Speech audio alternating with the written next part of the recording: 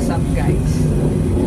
Ako pala isang cashier sa Petron. Kaya ito yung mga trabaho ko sa loob ng cashier ko. Pala mga ka-chicken.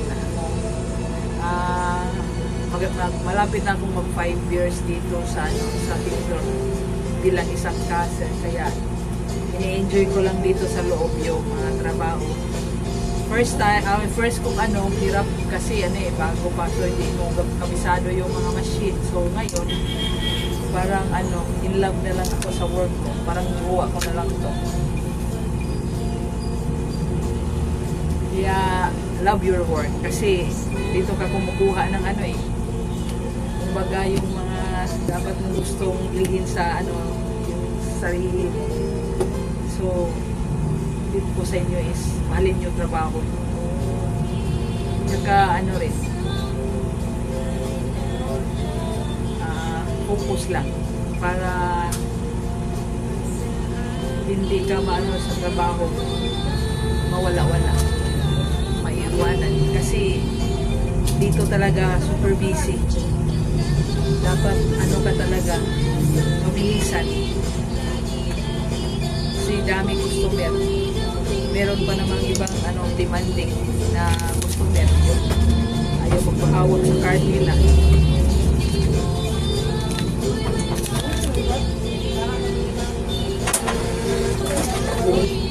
Ano sa ingon mo?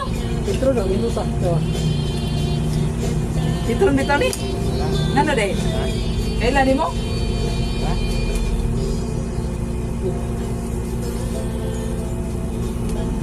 Kakor kay tubila dong.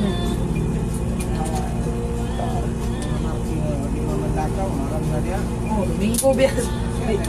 Oh. Yan may kong sa kamingo kay nagbayad ba yan na? Ha?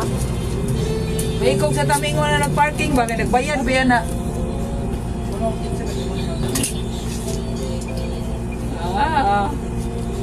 Ito guys, machine ng video. 7, 9, 10. Wala yung mga gamit ko sa loob. Computer, monitor, tapos ito yung mga sa credit card at saka sa flip card. Yan.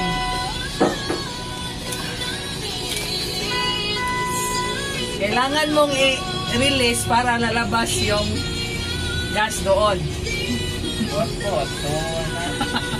At saka ito yung sa video.